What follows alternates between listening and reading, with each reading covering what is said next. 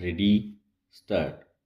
Through the judgment of the two writ petitions filed by the Secretary, Ankush Shikshan Sanstha and its G.H. Rai Soni College of Engineering Nagpur against the Registrar RTM Nagpur University, the Chairman Grievance Committee under the University and retired employees Sureka Sanjay Kadu, 62, Anil Nathuji, Dongre, Justice R.M. Joshi at the Nagpur bench of the Bombay High Court has partly allowed these petitions on July 4, 2025 and confirmed the impugned orders passed by the grievance committee except the direction of payment of arrears of wages para.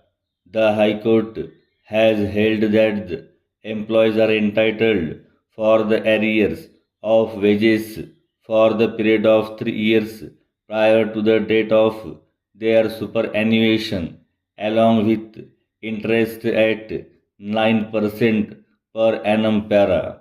The issue involved in these petitions was as to whether the respondent three ex-employees of the petitioner educational institution were entitled for the monetary benefits of 5th, 6th, and 7th pay commissions from the date of their entitlement or for the period of 3 years prior to filing of proceedings before the grievance committee para. The petitioner employer have challenged the order passed on October 4, 2021 by the grievance committee constituted under the RTM Nagpur University, whereby the grievance committee had granted monetary benefits of 5th and 6th pay commissions to the respondent employees from the date of its approval, along with the interest at 9% per annum.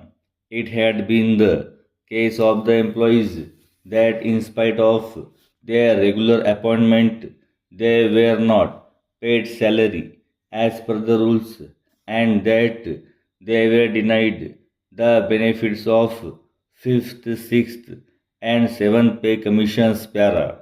The High Court has held that entitlement for the period beyond 3 years would depend upon fact of each case and normally the responsible period would be 3 years.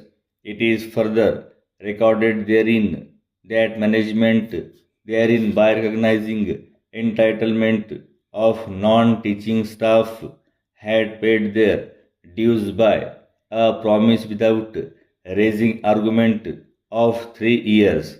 A note was taken by the court of series of representations made from year 2011 to 2017 and hence it is held that it cannot be said that the employees had given up their right para.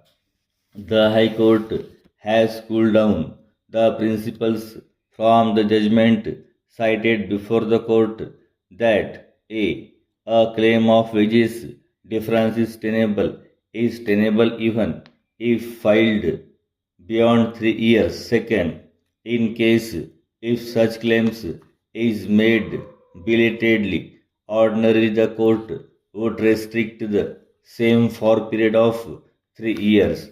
Third, mere making of representation would not entitle the claim for period beyond 3 years if the claim is made belatedly. 4. There is no fixed rule of restricting or not the benefits of for 3 years only on, or it would depend upon facts of each case para. Admittedly, employees accept making one representation in the year 2008 have not made any attempt to seek the right in respect of pay commissions. It was contended on behalf of the respondent retired employees that they were pressurized by management in not raising the claim on record as claimed by the employees in support of their plea. Para. In support of this submission, reference was sought to be made to the letter of appointment issued by the petitioner college to the employees, wherein there was a stipulation of the termination of services of employees without assigning reason with other conditions. Private employers often impose such condition in the letter of appointment. However, the position of law is quite settled to say that such stipulation in letter of appointment is irrelevant and that the services of an employee cannot be terminated same and except by following due process of law. Para. Perusal of letters issued to A.N. Dongre indicates that pursuant to his application and subsequent interview, he came to be appointed. Pertinently, no action in this regard was taken by the employees for the entire long period of their employment, and as such, it is not open for the employees to claim that due to the issuance of said letter of appointment, they were prevented from raising the claim. Once it is claimed that petitioners were prevented from doing so by pressurizing or otherwise by actual prohibition must be established.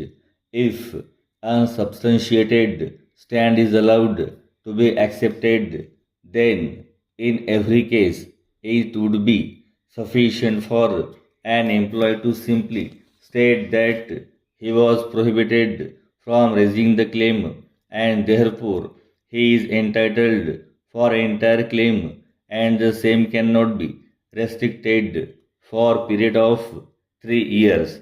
There cannot be any presumption that the management would prevent the employee from taking action as provided by law, and such allegation must be proved by cogent material. Para. So far as the case of the employees about the representation being made is concerned, it has been held by the Supreme Court mere making representation would not extend the period of limitation and entitles an employee to claim monetary benefits for period beyond 3 years. In contrast, in the present case, after making representation in the year 2008, there is absolutely nothing till the year 2017, that is, till superannuation of these employees. Para.